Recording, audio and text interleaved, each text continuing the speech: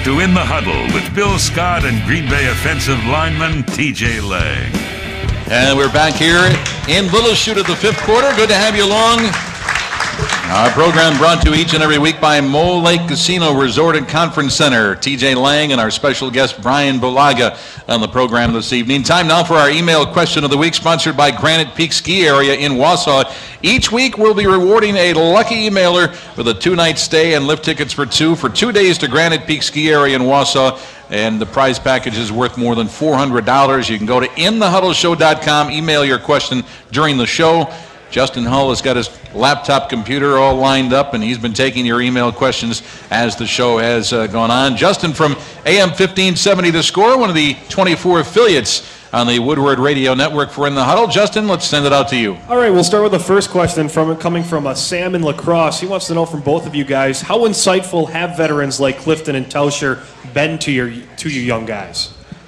Well, I think, you learn the most out of those guys just by watching them play. They've been around for so long that, they know all the ins and outs of the game, and they've both been very successful their whole career. So, I think talking to them, you get a lot of information, but watching them play and watching them practice, you get a sense of, how a true professional is really supposed to act, and it's been great working with those guys.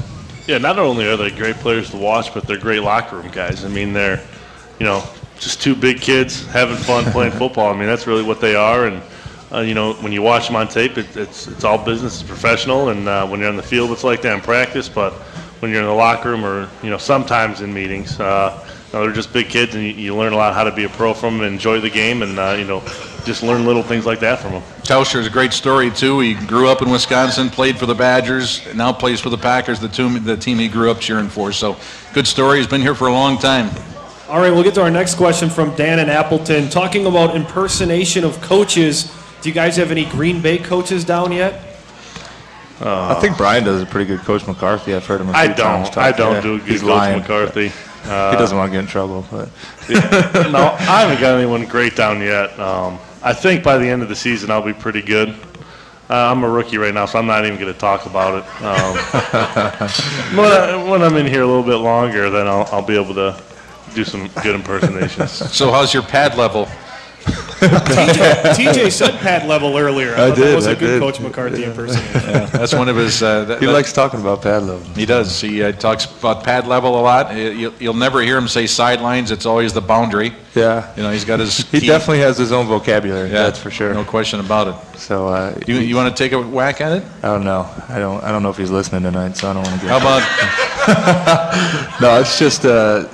He usually does listen every week, but he never talks about the Super Bowl. He talks about the World's Championship. Yeah. So I can't really say it how he says it, but he's a great guy. He does his job with a lot of passion. You can tell it. And it takes a while to pick up on his language, but after a little while, you get to learn it. You get acquainted with it, and it comes a little bit easier. He'd be the kind of guy that'd be hard to figure out when he wants to be in a joking mood, because he's normally a pretty focused, pretty serious guy. Yeah, he is, and that's why guys respect him.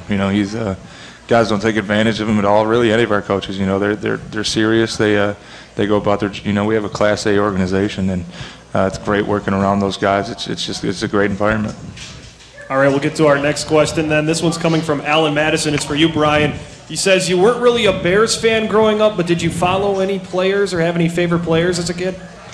Yeah, I mean, I as a kid, I always really liked Jerry Rice. He was one of the guys. When I was a kid, I always thought I could play wide receiver because I was taller than everybody, just pulling passes over kids' heads on the playground, So I really liked Jerry Rice and the 49ers. They'd have great battles with the Packers in the NFC Championship and divisional playoffs. I mean, those are great games to watch, but I always liked Jerry Rice. He was one of my favorites to watch. And once I switched over to the offensive line, I really liked watching guys like Jake Long and Joe Thomas. Those were some of my favorite guys to watch in college, and then once they got to the pros, those were some of my favorite guys to watch.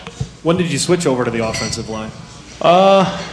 Really, in college I did. I mean, in high school I played it for 1 year, and then in college I made the complete transition over. Many of those colleges were recruiting you as a defensive lineman, right? Yeah, absolutely. Wisconsin, they recruited me as an athlete, whatever that meant.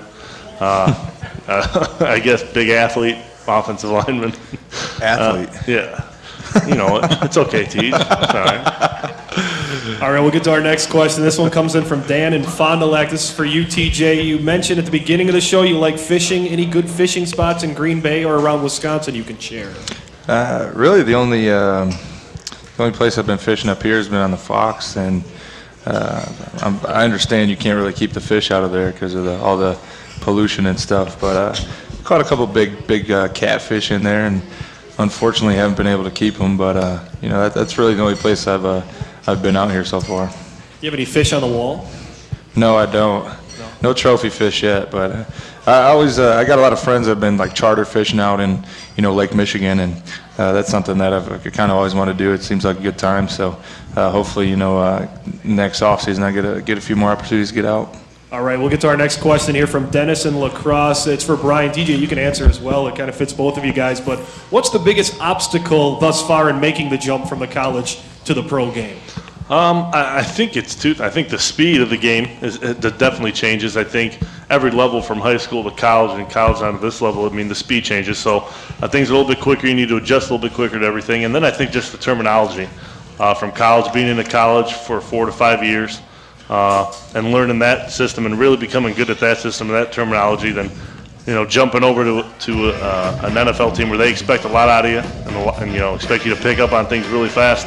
It's a big difference learning the terminology of a new team. All right, that's our Granite Peak Ski Area Email Question of the Week. We'll draw our winner for the Granite Peak Ski Package worth more than $400 when we return after this on the Woodward Radio Network.